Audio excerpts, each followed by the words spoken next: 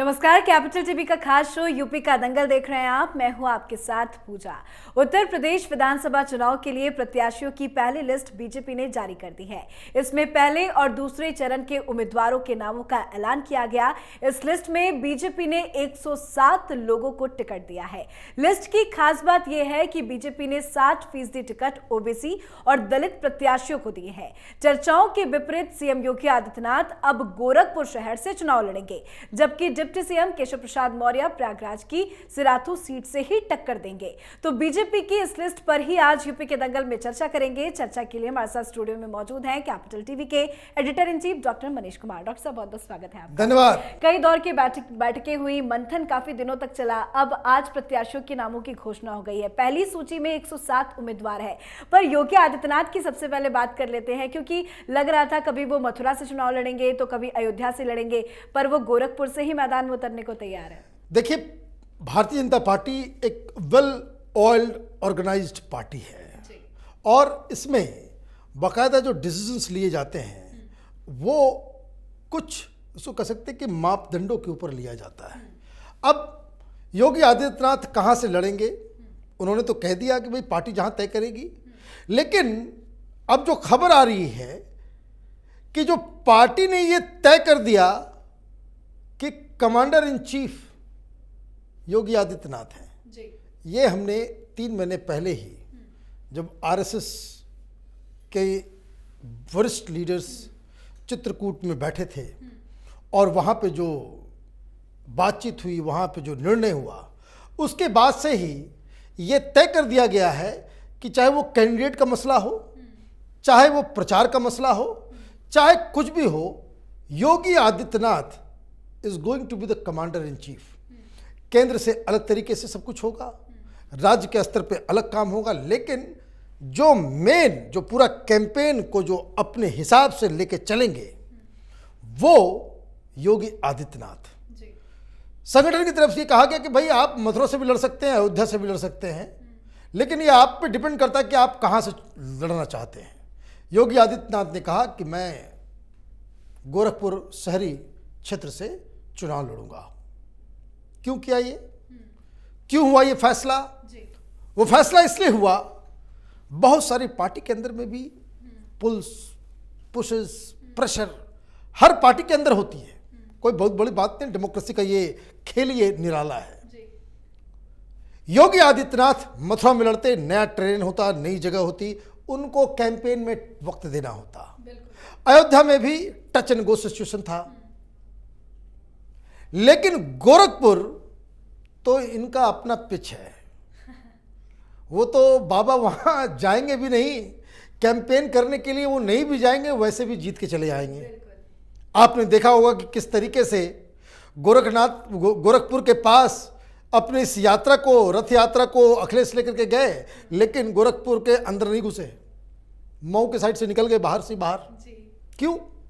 वो गढ़ है योगी आदित्यनाथ का, और इसलिए उन्होंने ये एक टेक्निकल स्ट्रेटजिक तरीके से ये फैसला लिया कि ताकि वो ज़्यादा वक्त उनको अपनी जीत के लिए ज़्यादा समय देने के बजाय वो पूरे राज्य में कैंपेन करें। एक ऐसी सीट की ज़रूरत है कि जहां उनको कम से कम वक्त गुजारना पड़े, अदरवाइज अगर वो उसी जगह फंस गए तो फिर बाकी सीटों के ऊपर कैंपेन कौन करेगा, सब पे नज़र कौन रखेगा, किस तरीके से कैंपेन चलाया जाए।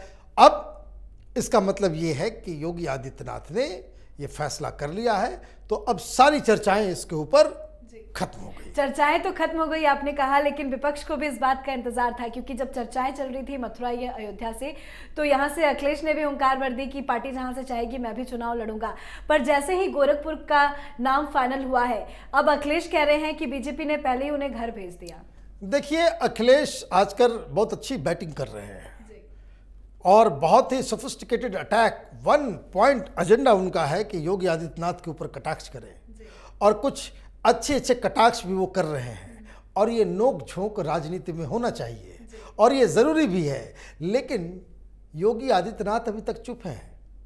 इसका मतलब ये नहीं, अब आपने एक कहावत सुनी होगी कि 100 चोट सुनार का 1 चोट लोहार, तो वो जो है वो योगी आदित्यनाथ इन सब मीटिंग से निकल करके जब पहला उनका पब्लिक अपीयरेंस होगा तो ये जो 3-4 दिनों से लगातार बाबा के ऊपर अखिलेश की जो तंज, और अच्छा तंज है, कोई खराब नहीं है, राजनीति में ज़रूरी भी है। अब जैसे आज उन्होंने बहुत अच्छा उन्होंने एक अटैक किया कि भाई पार्टी ने पहले ही ने गोरखपुर भेज दिया कि अपने घर जाओ, अब लखनऊ में तुम्हारा काम नहीं है। तो ये एक अच्छा तंज है, राजनीति में ये होना चाहिए। लेकिन रेस्ट एश्योर्ड बाबा वापस आएंगे, कुछ ऐसी बात कह देंगे कि अखिलेश यादव के तंज का जो है पूरा सूद समेत वो उसका जवाब होगा। सर एक चीज आपसे समझना चाहूंगी, ये पूरी जो 107 लिस्ट है वो हमने अपने दर्शकों को एक एक नाम बताया कि किसे कहां से चुनावी अखाड़ा में उतारा गया है, पर पूरे लिस्ट में नजर डालें तो एक भी नाम मुस्लिम नहीं है। ये तो भारतीय जनता पार्टी बाकायदा वो सिग्नल दे रही है। और तो बहुत सारे लोग कहते हैं अच्छा क्या आपने ये सवाल कर लिया कि भारतीय जनता पार्टी से लोग पूछते हैं भाई मुसलमानों को क्यों नहीं दिया। भाई क्यों देंगे? भाई मुसलमान वोट करते हैं क्या? भाई आप मुसलमान बीजेपी को वोट ना करे और बीजेपी उन्हें टिकट दे, ये अजीबोगरीब स्थिति है। आप मैच खेलने जाओ और एक ऐसे खिलाड़ी को टीम में आप रखोगे, ना वो बॉलिंग कर सकता है, ना बैटिंग कर सकता है, ना फील्डिंग कर सकता है, ना विकेट कीपिंग कर सकता है, किसी काम का वो नहीं है। तो भारतीय जनता पार्टी ने ये तय कर लिया है, ये मान लिया है कि खास करके ये जो 2 फेजेस हुए हैं, 2 फेजेस के, तो ये तो मुस्लिम बहुल इलाका है और भारतीय जनता पार्टी को मालूम है कि वहाँ पे भारतीय जनता पार्टी को मुसलमान वोट करने वाले नहीं हैं। इसीलिए ये एक काउंटर स्ट्रेटजी है। अभी देखिए कैराना के उम्मीदवार एक गैंगस्टर एक्ट में भागे हुए थे, आज गिरफ्तार हो गए, तो सिग्नल भी दिया जा रहा है। अब सारे लोग, अब जो आरएलडी और समाजवादी पार्टी की लिस्ट आई है, देखिए मुसलमानों की संख्या कितनी है, बहुत ज्यादा है। उसी तरीके से ये जो बसपा की भी जो लिस्ट आई है उसमें भी मुस्लिम उम्मीदवार सबसे ज्यादा, दलित से ज्यादा मुस्लिम कैंडिडेट हैं, ये ध्यान रखिए। तो ये जो हिंदुस्तान में जो सेकुलर पॉलिटिक्स के नाम पे जो मुस्लिम अपीजमेंट, मुस्लिम उम्मीदवारों को खड़ा करके मुस्लिम वोट पाने की जो चाहत हर पॉलिटिकल पार्टी पाले हुए होती है, भारतीय जनता पार्टी को ये मुगालता नहीं है। उनको पता है कि उनके वोट कहाँ से आएंगे और किसको वोट देना है। और अगर मुस्लिम मतदाता, मुस्लिम समुदाय, अगर इन लोगों ने ये तय कर लिया है कि भारतीय जनता पार्टी को वो खिलाफ वोट करेंगे, तो ये डिमांड करना या कोई ये कटाक्ष करे, ये उसके क्रिटिसिज्म करे कि भारतीय जनता पार्टी ने मुसलमानों को टिकट नहीं दिया, ये बेमानी बातें हैं, बिल्कुल नहीं देना चाहिए। अगर आप वोट दोगे तो वोट पाओगे, अगर वोट नहीं दोगे तो आप भारतीय जनता पार्टी से उम्मीद क्यों करते हो? और ये अपने आप में एक ईमानदार पॉलिटिक्स है कि भारतीय जनता पार्टी डंका के चोट पे ये कहती है कि मुसलमान मुझे वोट नहीं देते, हम टिकट नहीं देंगे, बात खत्म।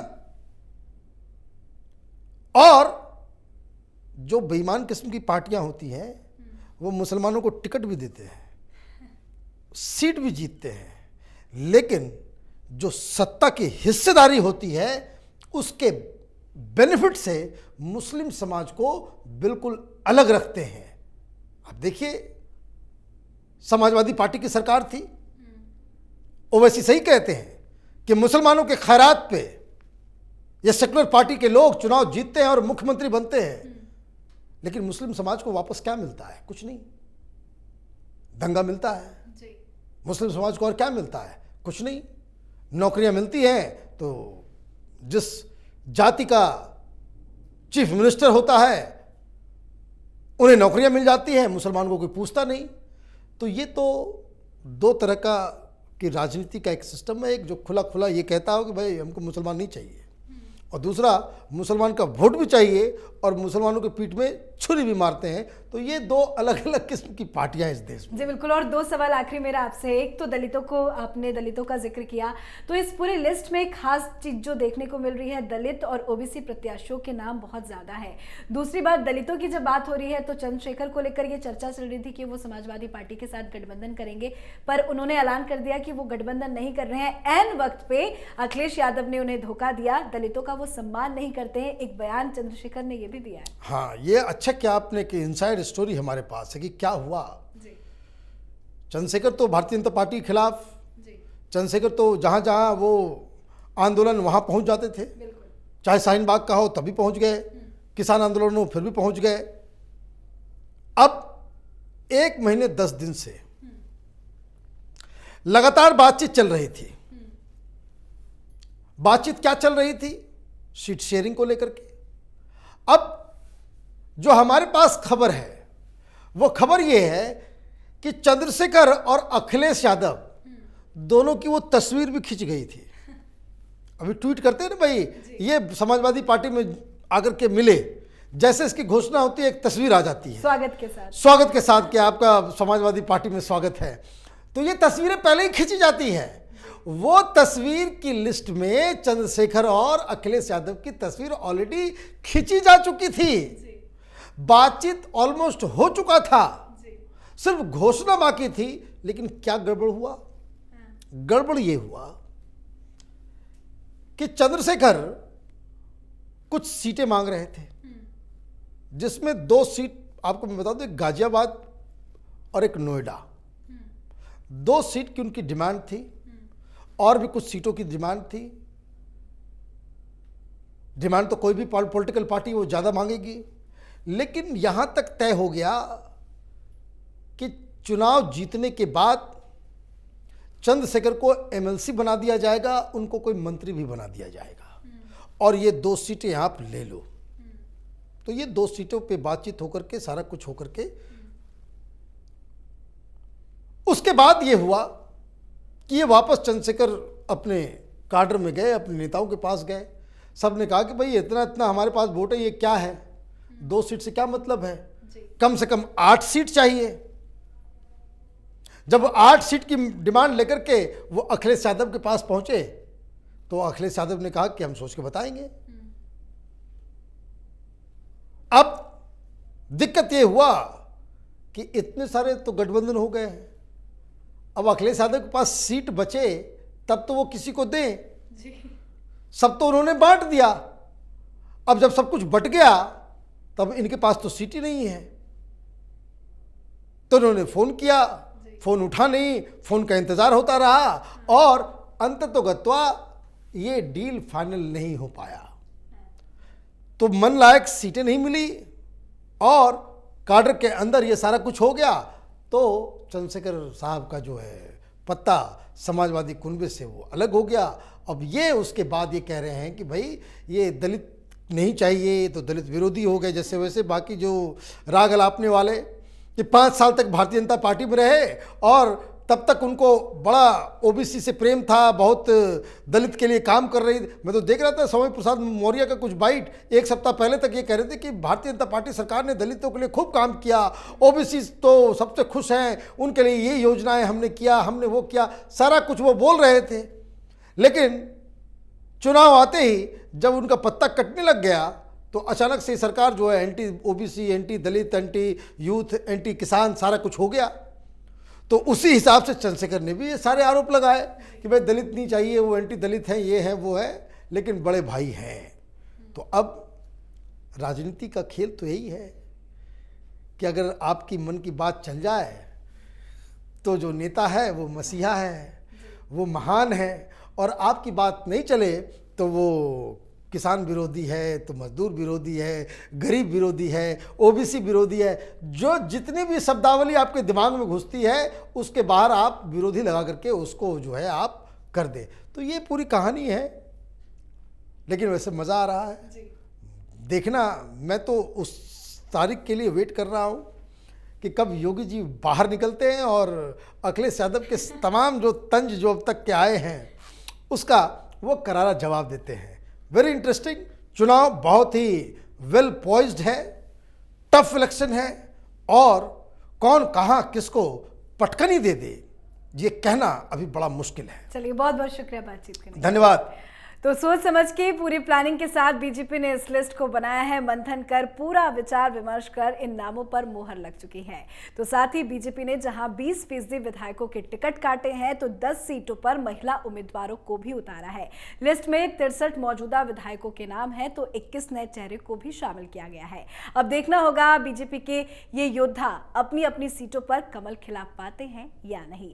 आज के इस खास शो में फिलहाल इतना ही। उत्तर प्रदेश से जुड़ी तमाम खबरों के लिए देखते रहिए कैपिटल टीवी का ही channel capital TV Uttar Pradesh. नमस्कार।